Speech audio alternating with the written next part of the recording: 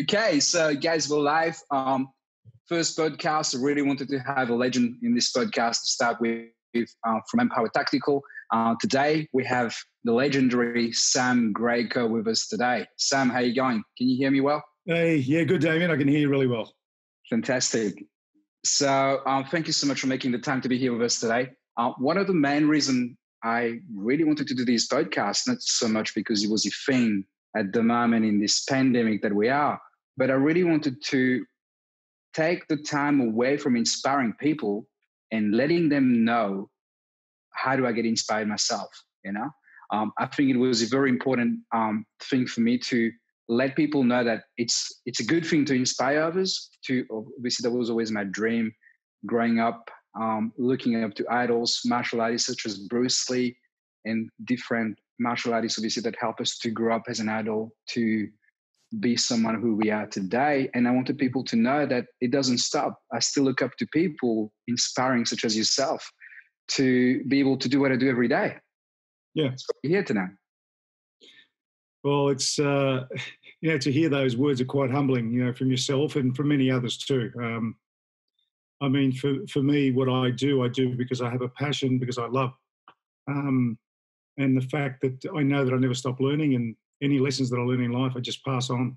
Simple, Absolutely. So I think what I'd like everyone to know a little bit, I'm sure most of the people that would listen to this podcast will know who Sam Greco is, but can you tell us a little bit who's Sam Greco?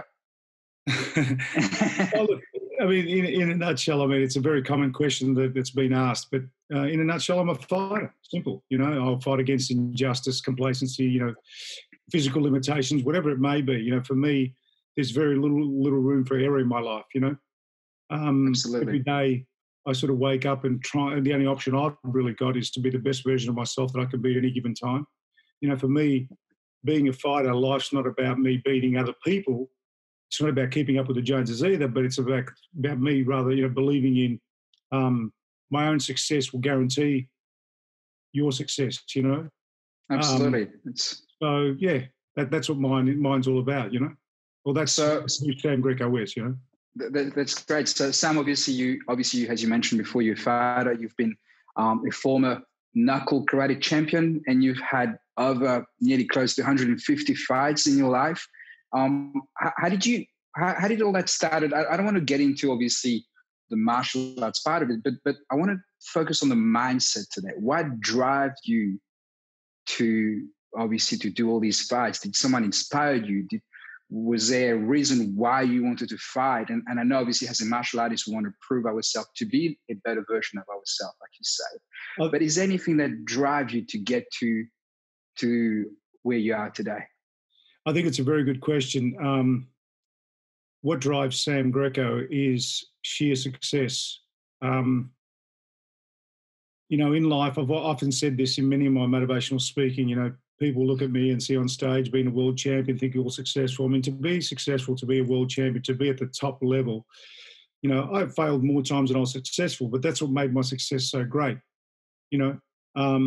I'd always start on a positive note or a positive foot, and occasionally I'd fall, I'd get back up. But for me, success was probably the addiction, if that makes sense. And with the addiction comes the mindset, and with the mindset comes the type of training, et cetera, et cetera, et cetera. So as a young kid, I didn't want to fail. I don't think there's anyone out there in this world that wants to fail. Absolutely. That's as I said to you before, I used to go to training and try and be the best version of myself that I could possibly be. And sometimes, I didn't come up trumps. I used to walk out with my tail between my legs, but it was a lesson to be learned. But that's what drove me, the fact that I kept trying. I mean, I can deal in life with failing, but I can't deal in life with not trying. That's a really good thing. Yeah. Yeah.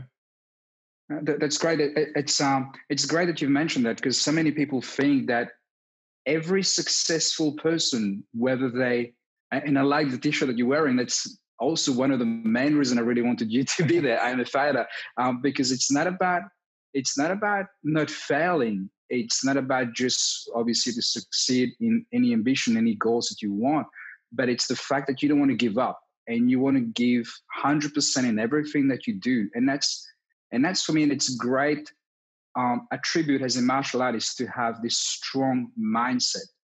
And it's great. And obviously you are yourself a great product of that for what you have achieved. And I'm sure people may know or not know, but you not only a fighter for in the ring, but you also fight for some of the health issues that you had yourself to get back up and to support others while you're going through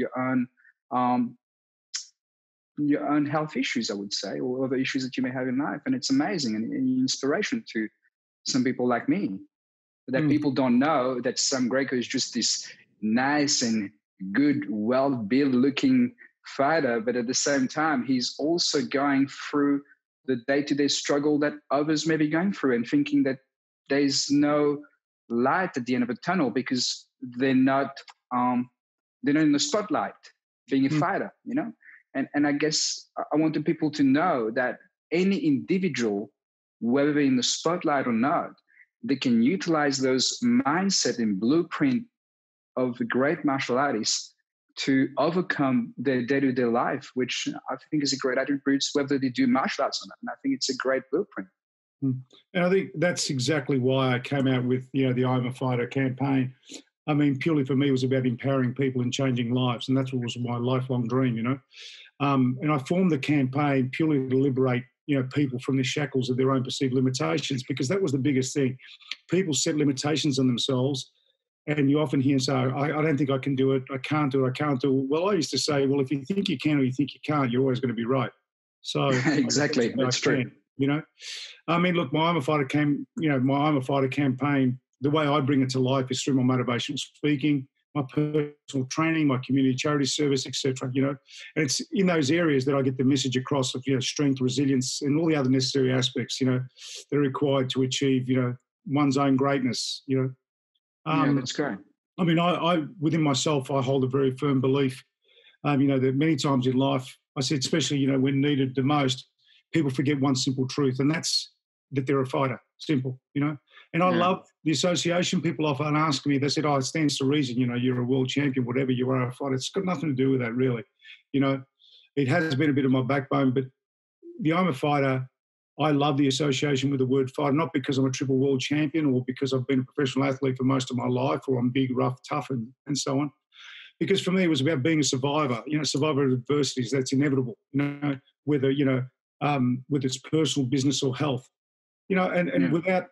Without being the I'm a Fighter within myself, I wouldn't have been here today. I endured 2 heart attacks. I've had a triple bypass surgery. Wow. I could have easily laid down, let alone all the other injuries I've had throughout my career: broken arms, broken hands, broken legs, broken nose, etc., etc. They're minute compared to major heart surgery, a triple bypass. But without the resilience, without the strength, without the mindset that I developed over the years from my martial arts learning, I wouldn't be here talking to you today. So I'm very grateful that I did martial arts, because when people say martial arts, for me, martial arts isn't an art. Martial arts is a way of life. Absolutely.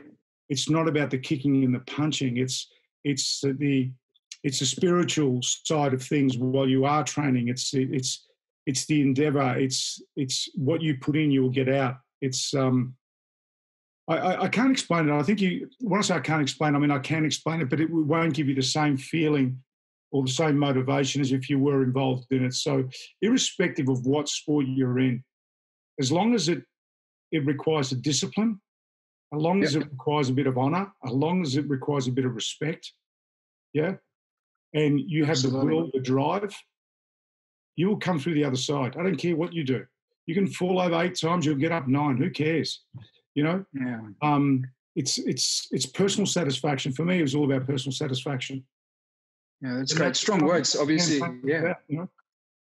It's what people need to hear, especially in this pandemic. People need to know that it's okay to press the reset button and they can do better than what they were doing before.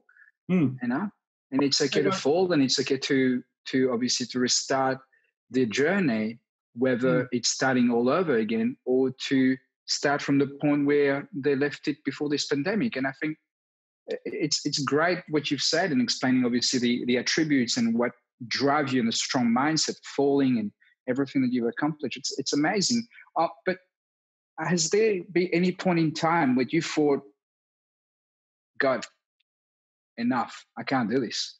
It's impossible. Like there's no way I can follow through because there was so much going on, whether it's a life story or a journey of you fighting in the ring. Is there any way that you recall that you couldn't do this?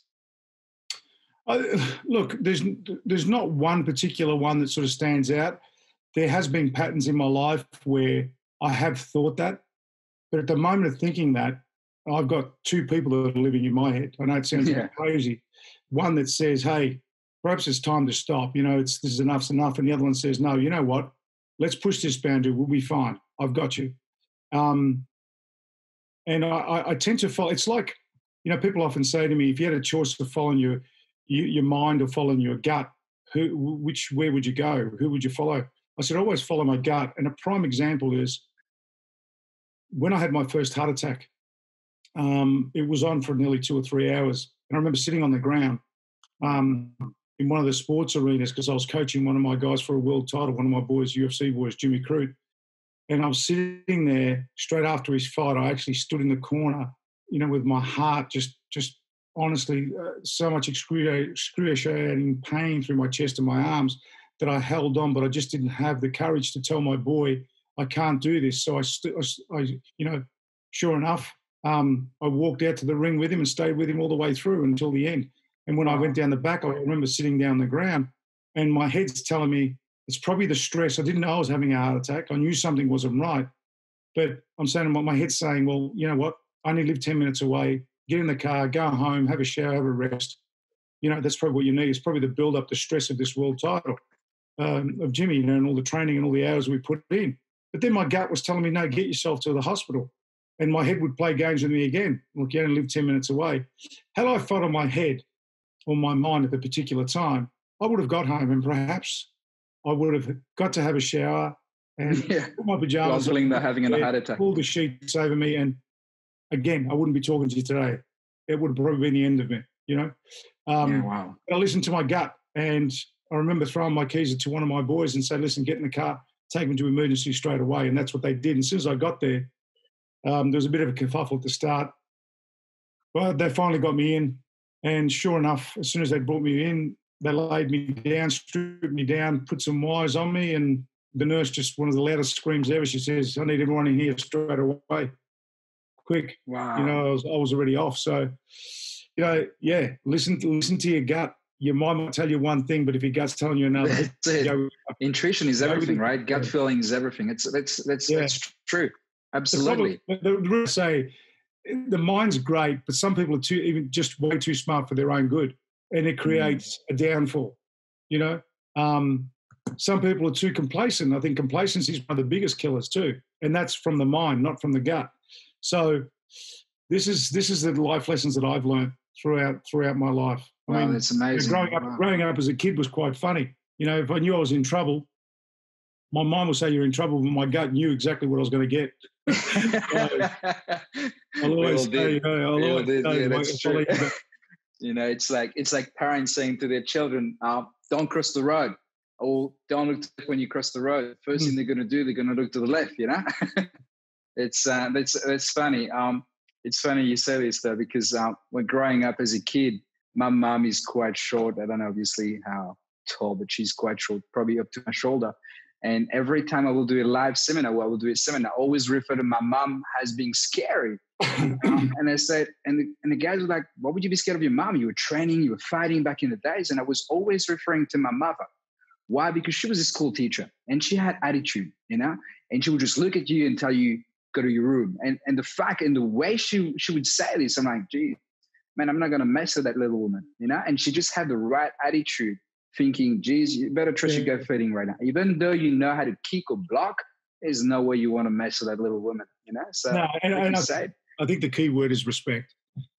Absolutely. And that's what else teaches you, respect. And that's what I said to you before. That's exactly what I said to you before. Someone asked me the other day, they said, what advice would you give, an up-and-coming showdown, a black belt, who's going for his black belt? And I just said, the biggest piece of advice that I learned when I got my first Dan or going for my first Dan was once I got it was the actual time that I actually started learning. Wow. You really start learning when I became a black belt. You know, the process of white belt all the way to black belt is an absolute journey, you know, but you're always being taught. And there's a difference between being taught and teaching, you know, a huge difference. And I think when I became a Shodan, you start to learn, because once you start putting the techniques back out, you know, I analyze them. You see me, I teach personal training. I'm so critical with stuff, because when I see one of my students doing something or one of my personal clients doing something, it reflects back on me, you know, and I say, well, Absolutely. is that what I'm teaching, or is that what I've taught? Have they seen that from me? So it makes me want to refine things to the best of my ability in order to suit them, you know? So, yeah. Absolutely. That's great. Obviously, everyone that you teach is a reflection of yourself, whatever they're going to do in life. And you want to make sure that you provide them with the right wealth of knowledge. And obviously, and this is one of the reason that I wanted you to be here today, because obviously I've known of you, and we've spent a lot of time lately training that you've been coaching me. And it's great for people to know, yes, I've been teaching Wing Chun Kung Fu for a long time. I have a background in karate and kickboxing and different style of martial arts. And I get inspired for people that also have the right attitude, the respect, and always want to make sure that they guide others, whether they're students or not, to make them a better version of themselves. Because not everyone is the same. You can't have a group of people and thinking that every single one of them is going to come out as a great fighter. Some of them, like you said, will take the blueprint of martial arts, will take that to their workplace or their lifestyle, of relationship. And I think it's important to make sure that whoever you're going to have as a student, I mean, it's my personal opinion, I want to make sure that I will take great care of them, not treat them as a number, but treat them as an individual, as a person that you can help them and guide them to make them better in any other way possible that we can help them, you know? And it's very important to not treat them as a number, obviously, like you said before, as a great example that everyone obviously will probably give you a round of applause for what you did for Jimmy, going for his fight. You supported him, and you felt like you didn't want to let him down, even though you were having a heart attack in the UFC. That's crazy, man. That's incredible. I'll give you a round of applause for that, because that's fantastic, you know, for what you've done. And I look up to you until today, and I appreciate the fact that you've been consistent in doing what you do. And I think one of the great messages I want to get is, being a fighter, everyone has branding that they want to go through. You know, there's people that think they fight in the ring, they fight in life. Everyone has got a perception of what branding is about. And for me, I am a fighter. The campaign that you're leading is a branding of yourself. You can't disagree anymore for what the person that you represent. It's yourself. You lead by example. You support your student. You support everyone. You father yourself, and it's a great example. I really appreciate all the hard work that you're doing. You better not have a heart attack anytime soon, because we need you. Yeah. No, look, with everything you've said there, all stands to reason. And let me just get one thing straight with everyone out there and all those viewers that are listening right now. There is no two individuals that are identically the same, you know, and I'm so grateful in life that we are all different. It just makes life so exciting. It makes it so enjoyable to be with one another and to learn from one another. I've learned from white belts. I've learned from black belts. I've learned from 10th dans. At the end of the day, it's learning.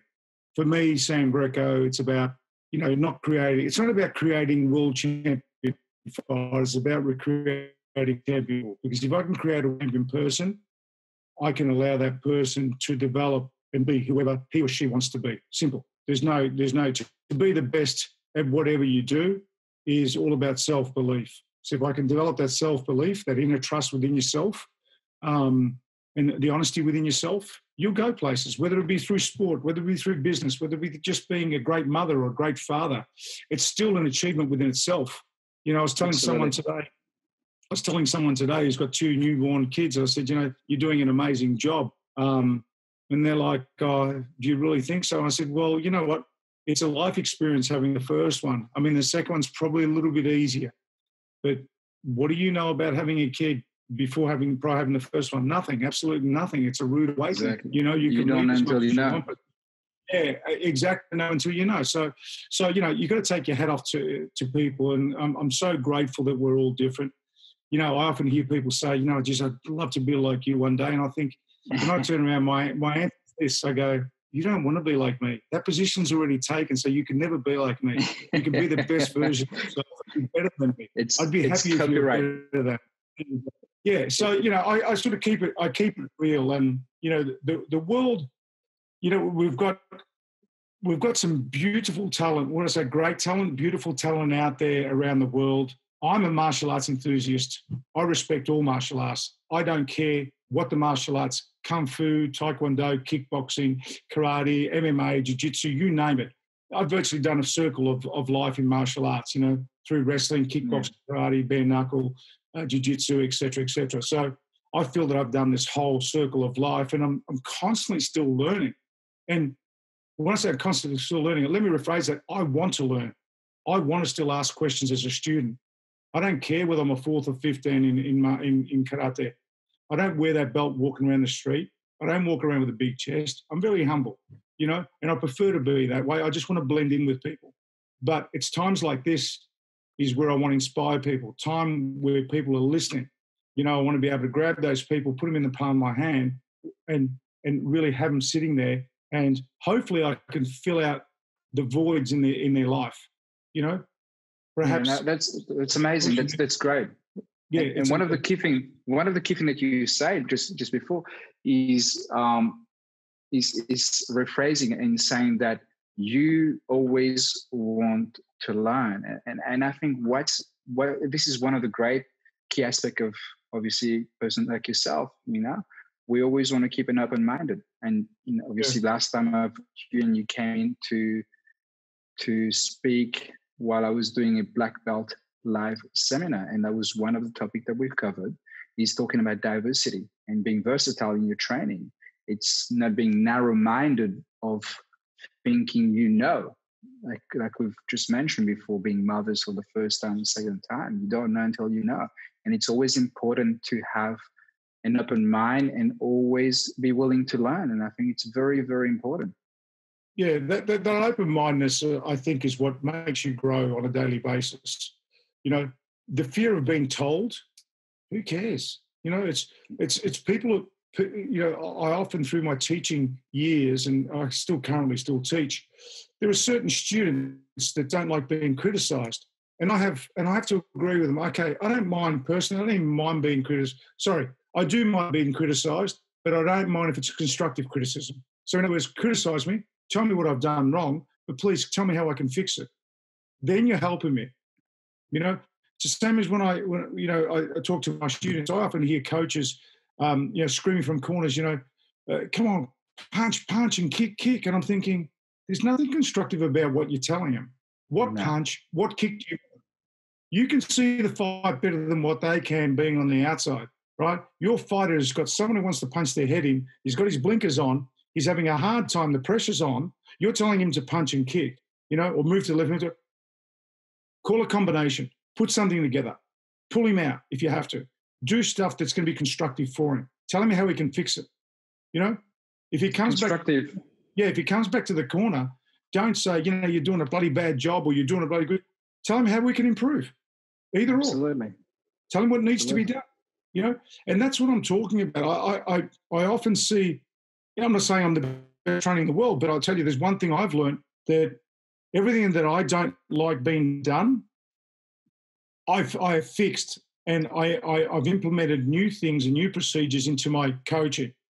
For example, I know there's a minute in between rounds for argument's sake in the UFC.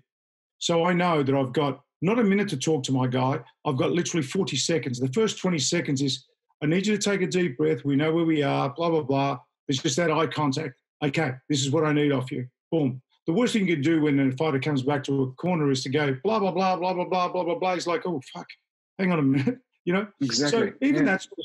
that sort of stuff to me is critical, you know, the way you approach things. Approaching fighters, approaching people in the general public, it doesn't matter. There's always that there's always that approach that engagement that wins them over straight away, or there's that one where just please stay away from it. I like the one where I win you over. But once I win you over, I've got to hold you there. You know, I've got to, you know, there's got to be a firm belief, you know, that when you leave and you walk the other way, right, the penny's going to drop in your head. One thing's going to drop and go, Jesus Christ, Sam Greco, I'm not going to forget that name. Yeah, Not wow. because I'm a triple world champion, by what he just said. You know what? I can implement that to my life, which in turn could be my training, could be my work, could be my family life, could be whatever it may be. Yeah. So, you know, it's not about having tunnel vision. It's about being, you know, really open-minded about things and not being afraid to ask questions, not being afraid to fail. You know, Absolutely. I'm not saying go with the intention of failing, you're with the intention of being successful, but sometimes, you know, you're crawling, you get up to walk, and as you walk, the pace becomes a bit fast. You think, this is fun, now I'm going to start running, and all of a sudden you start sprinting, bang, you fall over. You know, you got a choice of staying down or getting back up. I know what I'd be doing. I wouldn't be looking around, I'd be getting straight back up. If it meant that I've got to crawl to the finish line, I will, if that's my destination. But I won't give up. I won't give up, you know. So, yeah. I love it. I think everyone should be wearing that T-shirt. I am a fighter. It's a great concept. I love it. It's great. Like I've been using this. Not so much. Well, it's kind of a similar approach of when I've been teaching people using what I call the worth theory. It's always let them know what they've done well, and always tell them the opportunity, because I think it's wrong to tell people, I think you've done this wrong, because some people, like you said, a little bit, now the world that we're living, everyone's gotten a little bit soft, you know? So you always want to tell them the opportunity to improve themselves, and then show them on how to do it, because people need to know on how to improve themselves. And it's great. And one thing that I like what you mentioned, I think it also comes back down to because you started doing karate. Is that correct? When you started training? Yeah, I started doing karate back in the 80s.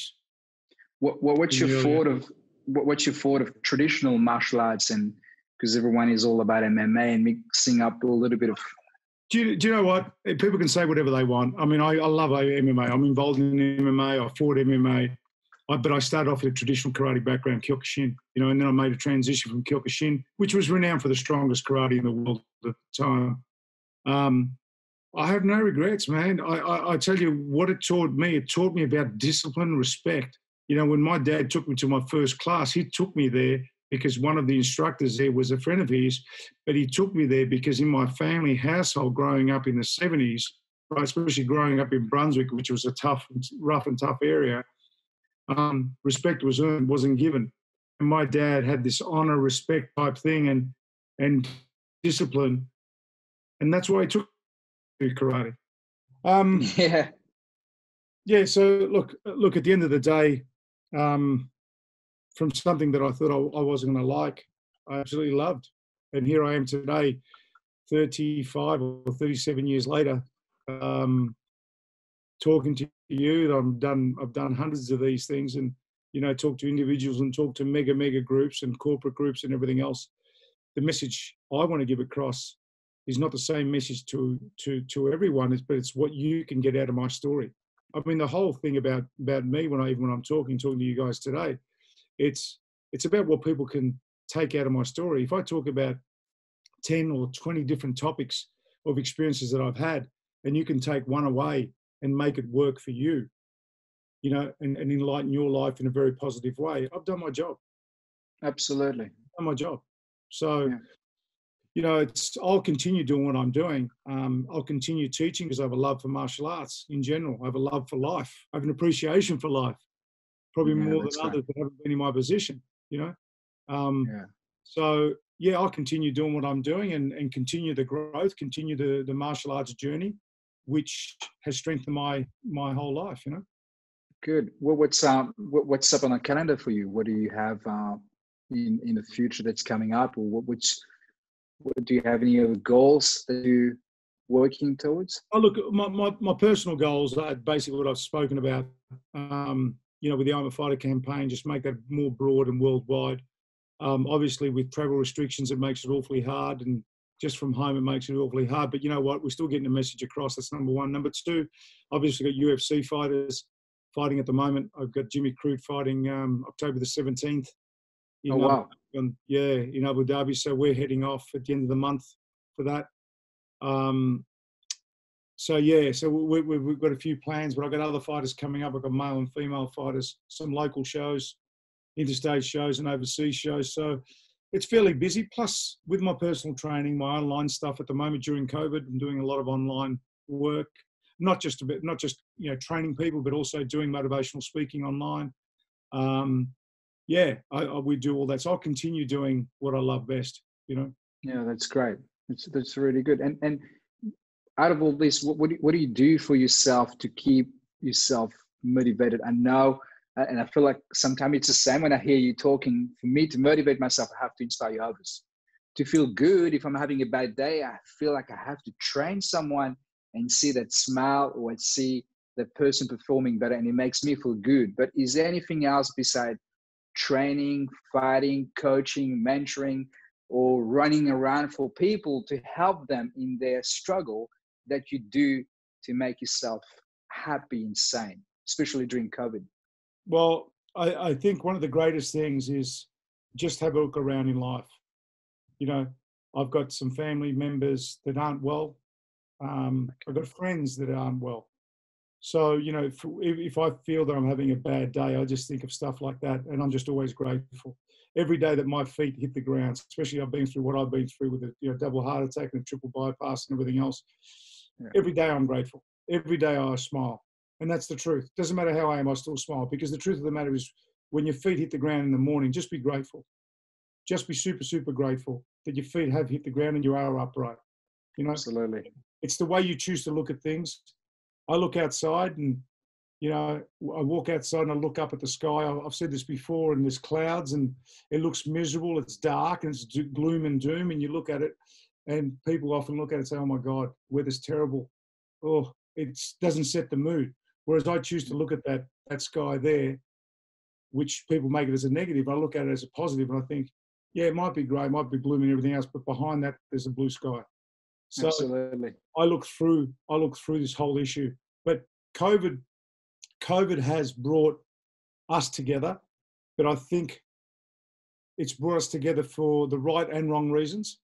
I'm quite mixed about this, but on the same token, I know the biggest issue with this COVID, once this is all over, if it's ever going to be over, mental health is going to be the biggest thing. I don't think the government has realised how big mental health is going to be after this. I don't think they'll have the funding for it. I don't think they'll ever will have the funding for it. The amount of people that will claim, mental health issues and so on through the workplace, through everything, because what it's done. A lot of people use their work as a social aspect to run away and get away from their fears of being at home. Yeah? Yeah, right. It's true. You and I don't know, just because I've got a smile on my face doesn't mean that I live a glamorous life at home. It's probably what I choose to do in just putting on a smile. So everyone's got to fight. And this is, yet again, it's the I'm a Fighter campaign. I always say to people, just be careful the way you treat others, because everyone's fighting a battle in life that you and I don't know about.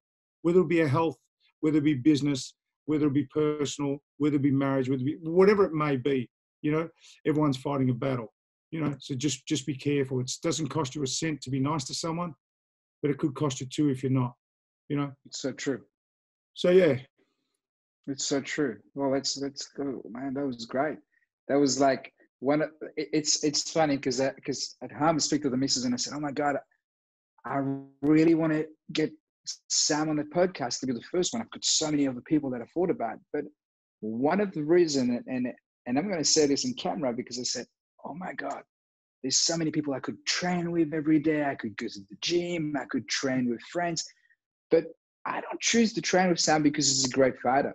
I don't choose to talk to Sam because he's a great fighter in terms of his skills, wealth of knowledge of the art of fighting. But sometimes you want to be around people that's positive mindset.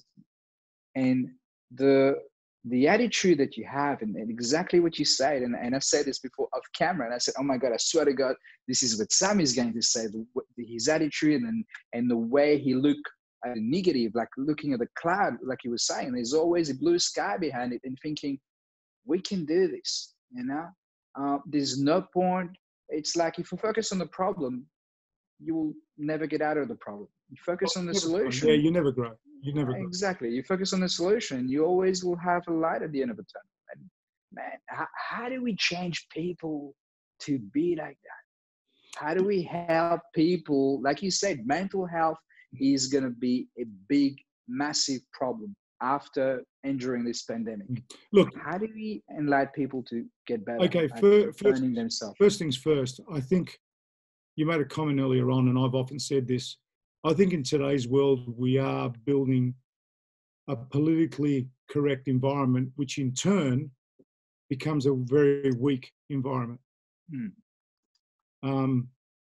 There's no such thing as building resilience in today's world. I know this sounds really, really bad. Is because everyone's been protected left, right, and centre. The days of you falling over and you getting back up by yourself are gone. Yeah, they are. I mean, this sounds really bad. This was our era where you'd fall over and you had no one to help you up. So you had no choice. You had the choice of lying down and dying there or getting back up. In today's world, you've got people who are politically correct and putting all these procedures into place. But actually, besides helping you, they're actually making you very timid. They're making you non-resilient to the outside world.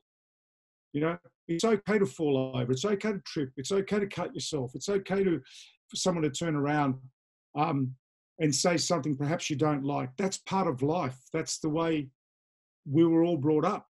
But today, the more and more we protect individuals, the weaker I feel that we're becoming. You know, this is my opinion. I'm not saying everyone else is wrong, but this is the way I see it. This is the way I've grown up. You know, so true. I didn't grow up. I mean, I had choices in life. I grew up in a very, very tough neighborhood, very, very tough. And I lost most of my friends through the Underbelly series, through the drug series and everything else. Some of them in jail, some of them absconded, some of them are dead. You know, I had a choice. I could have walked their path, but I didn't. I followed, then went off to the right. Yeah, you know? that's it. Yeah. I sort of looked at as if, why isn't he following us? Because I probably feared my parents more than I feared anyone else in life. You know, Wow. They didn't have to go home to my parents. You know, my dad wasn't a dictator. My dad was a very honest, tough man, still is. You know, it's called respect. And that was the difference. I would never want to do anything that would disrespect the family name. You know, wow. And if I ever did, trust me, I knew about it. But in today's world, it's different. Life's different. Life's a lot easier. It's faster, and it's actually complicated. In our days, growing up was, you know, if I wanted to know what the word, complication meant, I'd have to go and get a dictionary, or I'd go to the library and get the Encyclopedia Britannica or something and have a look. You know, in today's world, I can pick up a mobile phone. Not Google. Only have a look at Google. Not only have a look what the word means, but meanwhile do an email and send a message, check my social media, send emails and do a podcast. It's too much stuff. So really, what mine's taking in is a little bit of everything and not enough of one. No, that's so true. As smart as we think we are, I think we're silly. It's probably the wrong term to use, but we're grasping a little bit of everything, rather than being strong at one, and moving on. So, and you know what? I feel sorry for the kids of the generation of today. You know, my kids at school, the amount of work that's loaded on them, it's just unbelievable. Unbelievable. You know, you never ever get off a school desk. It feels like, my daughter's there from the moment she gets up to the moment she goes to bed. She's on a school desk, Homeschooling. It's ridiculous. Yeah, homeschooling is crazy. But talking about this for a sec, because you mentioned your daughters, you've got kids, Sam, and obviously we were talking about our upbringing, and one thing that I mentioned before in between this podcast is talking about my parents and my mom. Like, we know going back home, what it will be like for us. It's different, our friends will go this way, but we know what it will be like to go explain ourselves home. And I guess that's what changed the way you are, and I guess myself, and the path that we took compared to our friends. Do you do the same thing with your kids at home? I mean, back in the days, I'll get a belt and you even raise my voice to my mum. No, what I've done, I've learned with my kids, and I give them a bit of leeway. In a nutshell, growing up, my dad was my dad, but my dad was never my friend, if that makes sense. Not in a bad Absolutely. sense. My dad just worked, non-stop to provide for the family and make sure there was always money and there was always food on the table. And my mum was a housewife, had a part-time job, and also helped my dad with the books, with his work. So they both worked very, very hard to give us the best education that money could buy then, So it's for me, I couldn't do what my dad did, my mum used to take me to all my sporting events. If there was a sporting event, sometimes I couldn't go because they couldn't take me. Whereas in today's world, for example, my wife's an absolute gem. I mean, she's very scholastic and also very, very smart in what she's done. She's the academic in the family, and so are my other two kids. I'm more of the sports-orientated person. I'm the more street smart. They're the more bookworm. The women in the family. That's it, yeah. But you see, the difference is, growing up with my kids, is I don't want to just be their dad. I want to be their friend. I want to be their enemy. I want to be an outsider. I want them to come to me and talk to me about stuff. I couldn't do that with my dad. Yeah, I couldn't do it. So, the difference is, I think I've got to wear many hats in my household to adapt for the certain situation. It's true. Sometimes I have to be the bad guy and so on. At the end of the day, I think I'm still their father. I know I'm loved, and I'd like to think I am anyway. But yeah, look, at the end of the day, the upbringing is a lot different, and have I mellowed out a little bit? Of course I have. You have to, in order to survive. Well, yeah. Otherwise, you can go to school and tell her, "Hey, Dad gave me a belting. I got to take him to child services." I think the last thing you want in life is, especially with kids, male or female, irrespective, I think you've got to earn their respect, and they've got to earn your respect. They know that what the rights and wrongs. They test the waters like everyone else. Every kid did. They're just in a different era.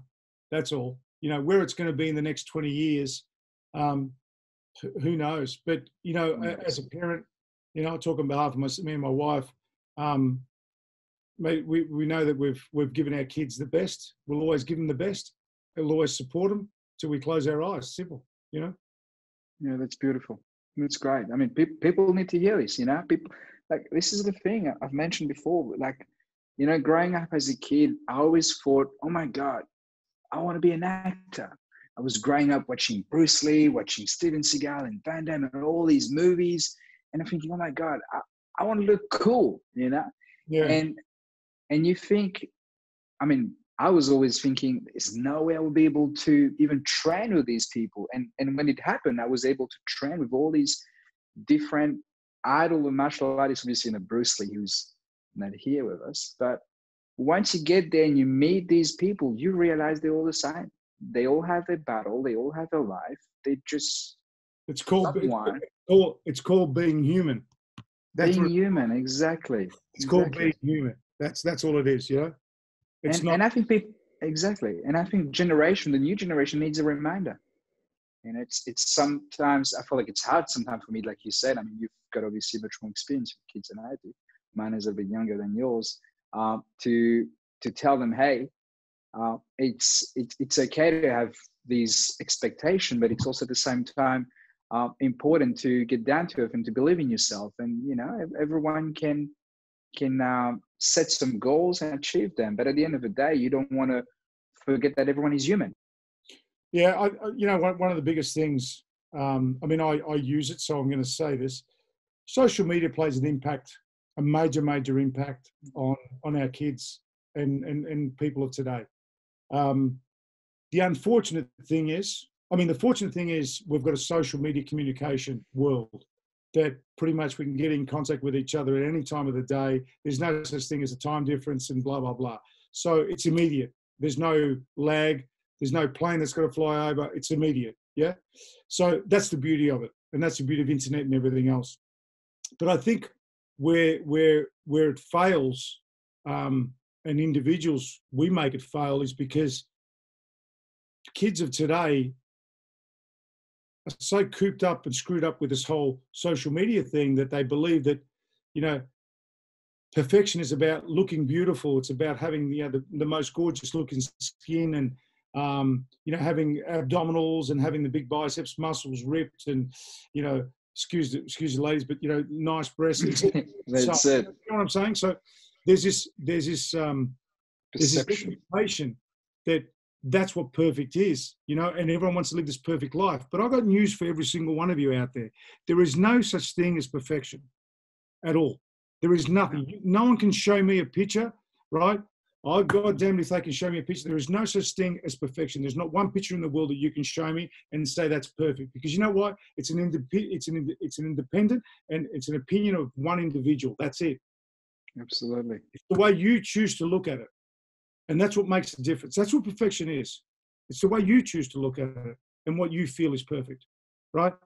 But growing up, I even see with my kids, they look through social media, they go, oh, he's absolutely gorgeous, she's absolutely gorgeous, I'd like a body like her, and blah, blah, blah, and look at that, flawless.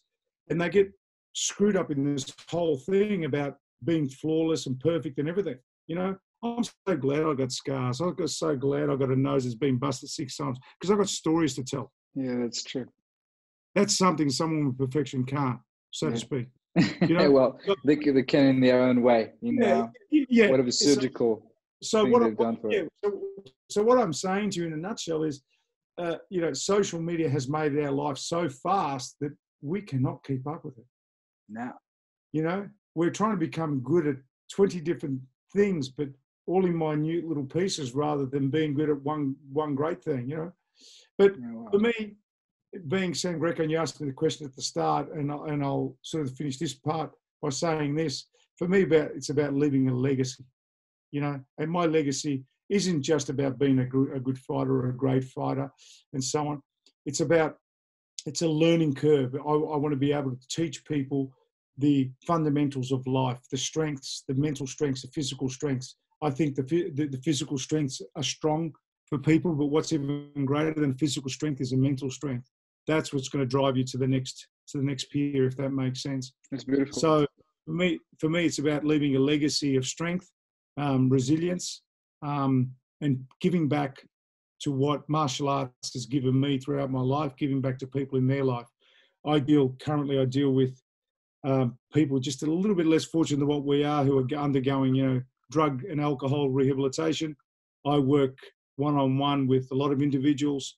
I don't do it because of being highlighted. Sam Greco's work with it, and that's got nothing to do with that. I do it because I actually love what I do, and I want to help someone outside my realm of fighting, outside my realm of just teaching how to punch and kick, or how to be a better version of themselves. For me, it's about understanding their life and mixing my life into it, and giving them the best vehicle I can, mentally and physically, that I can possibly give someone.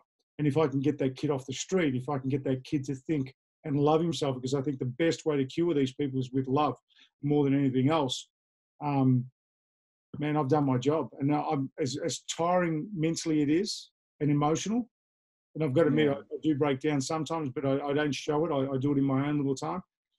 It really makes me reflect on the value and how valuable life is today, and will always be. So it's made me realise, even through my little flaws and my situations and incidents that have happened through my life, plus these people here, man, you can't put a value on life. You can't even buy life. Because if you buy life, the richest people who have died will be alive today. There's no price on it. So live life every day to its fullest. That's all I say. Thank you. That's beautiful. Like you said, we just have to be grateful and appreciate every single breath we take and moment in life. And some people will harm, and geez, oh my God, I can't do this. They're not used to it. But when I realize, and I'm just going to point out what you've mentioned, because it also affected me when I was growing up as a kid. I look up to it's funny, the story quite similar. I look up to my dad, and he was always working. He was he was providing the family. My mom will take me to most of my swimming, martial arts schools, and she will make sure she makes time. And she was working. She was looking after all of us. And you realize sometimes there's one thing that you can't get back. You can't get time back. No. You know, you can't get time back. You can just keep driving forward and hoping that you're going to get to the destination. But the journey is more important. And especially for parents out there, if you got kids, and like right now, people complain. I was complaining, thinking I don't even have time for myself. I was working on stuff, like coming home late at night time. And it's important for people to know that you have to value and cherish every single person that's in your life. Because tomorrow morning, if you get to the destination, they may not be there. Yeah. Look, up till 2 years ago, I was a freight train going forward. You couldn't stop me. There was no way of stopping me. After I went through my heart attack and then the operation, it made me really reevaluate life. And automatically now, the simplistic things in life were the most valuable. Absolutely. And it made me really appreciate what I had rather than what I could have. It's so true. I walk through my door, as much as, I'm not the most perfect father in the world. I have a great relationship with my family, and we argue, we laugh, we cry, we do everything like normal families do. Mate, I'm just grateful. I look at what what me and my wife have produced, and the fact that we're healthy, and I'm able to see them and spend time with them, and whenever I can, and have an occasional laugh and joke and live life. Man, that's it. You can't buy that. You can't buy that shit. Man. It's there. So treasure it while it's there, and that's what it's made me realise. I did maybe put my foot on the brake a little bit, and make me not worry about the stuff that I thought was important, but it's actually pointless when I look at it. Yeah, that's great to know that there's a lot of people out there that think the same. It's great to know that we sometimes have to put a foot on the brake, and I think this is what just happened. Taking one of the positive thing out of this pandemic is everyone had to put their foot on the brake and start enjoying what they have. Yeah. And some people complain about it because they're not used to it, and some people don't because this is how it used to be back in the days. Look, I think it's inevitable. We're going to come out of it. It doesn't matter which way you look at it. What's on the other side is yet to be seen. Yeah. What's on the other side is yet to be seen. I'm one. I lost a business. I lost a business through this pandemic. A very good business that's been operating for 65 years. That to me, it absolutely crushed me. But it wasn't the be all end all. As much as internally I cried, and affected my family financially in a massive way. I'm just grateful that I'm goddamn healthy. That's it. I'm able to do what I love now. Continuously, and I'm going to continue doing what I love. Hospitality is a tough game. I've been in it for 20 years, 25 years, to be quite honest. And it's just one of those things that it's a battle that I couldn't win in terms of keeping it open, because it would have just crushed the family anyway, and the way things are going at the moment. So, did pandemic win? Yeah, it might have won then, but it's not the be all end all. Yeah, wow. There you go. It's sometimes we feel like it's the end of the world, that we're going to lose something that we invested so much in it. And it's the end of the world when you think it's the end of the world, when you give up. When you put your hands up and say, I give up, that's the end of the world. But if you're willing to fight, for what's right, willing to fight for your right, willing to fight for your family, willing to fight for dignity and everything else, there's no stopping you. You'll get through the other side, and I know you will. And this is going to create a lot of hatred between political parties and individuals and forces and everything else. But I think it's, to me, it's somewhat a reset, a world reset. Yeah, absolutely. That's what it's supposedly it's looking like. But you know what? I'm going to say I don't care, and I do. But I say I don't care because I want to get involved too much in it. I've got to worry about my own family. That's exactly what I've got to worry about. As long as I can put bread on the table, I'm fine. My dad always told me, he said, son, in life, you are the breadwinner, and you make sure you got bread on the table every single day. And if anyone prevents me from putting bread on the table, then we've got a fight on our hands. Jeez, well, No government, exactly. nothing's going to stop me from putting bread on the table for my family. That's all. Yeah. I can do without a holiday. I can do without a beautiful car. I can do without, the beautiful clothes. And if it means, I've got to live in t-shirts and thongs and, a pair of shorts, but put food on the table for my family, I'm rich. It's more important. Yeah, that's it. I don't care. It's a beautiful, great message. I'm just going to have to work a little bit harder. The amount of kids we have running around the house, I've got to get bread, butter, peanut butter, and all that come together. No, that's beautiful, man. You're amazing. You're so inspiring, and I mean, I can spend all night talking to you. But I guess we're going to have to wrap this up very soon. But is there any message that you would like to get people, or can people reach out to you? How do they reach out to you if they want to be able to? You can look up. My website is www.samgreco.com.au. It sort of gives you a basis of what the I'm a Fighter is about, who I am, my career, what I've done, my motivational speaking, my personal training, and all that. Either that or through just samgreco@imafighter.com.au, which is my email. Shoot me off a message. I get messages from all over the world, requesting, for advice, for help, whatever, or for training. There's no question that's too big, no question that's too small. I pretty much try to get back to everyone as soon as I can. For me, it's about fulfilling stuff in life, and one of the dreams is about helping people, be kind to people, and that's what I want to do. But to reach out, like I said, it's either by email or my website, or via Instagram, if you like, or Facebook. But my Instagram is samgreco_K1. So, hey guys, if you're out there and you want to chat or you want to ask questions, by all means, about my past, about the future, whatever it may be. But I'm happy to listen to everyone and anyone. Man, that's amazing. That's great, man. Thank you so much for being here today. It's been an honor to have you on this podcast today for Empower Tactical. Again, Empower Tactical is a business we started to empower people and to get people to believe in themselves, and for us to help them to guide them through what you've said, and also what we do in empowering people to know that it's okay to fail, and it's okay to be able to change destination sometimes. So people to focus, and if like you say, you had a business and sadly it happened over 20 years, you've lost it. And hey, it's okay to change direction sometimes and appreciate the things that you have. Yeah, it's not the way I wanted to change directions, but I had no choice. But at the same time, no choice. You've made a choice to get up and keep going and being here with us today and inspiring others. And I think that's a choice that you've made, instead of, thinking, oh shit, what am I going to do now? I think it's amazing. It's a great, inspiring thing that you've done too. The choice I made was to save my family. Absolutely. And that's one of the reasons. But like I said, landlords and tenants, they didn't see eye to eye in this one either. So irrespective, it's done, it's finished. I'm still here, I'm still punching, still going. Like I said, for me, it's about empowering others and changing lives, and I'll continue to do it to the day I die. Awesome, man. Thank you.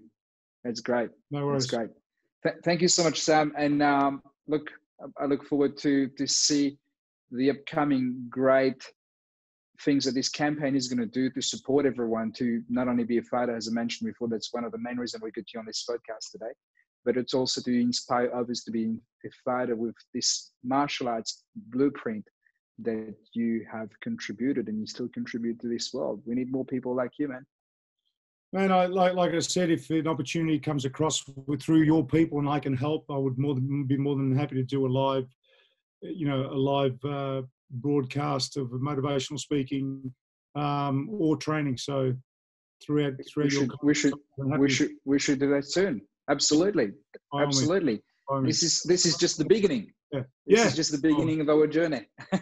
No problem. Thank you so much. Thanks, Sam. Take care. Have a beautiful night. You too. Thank you. See you, man.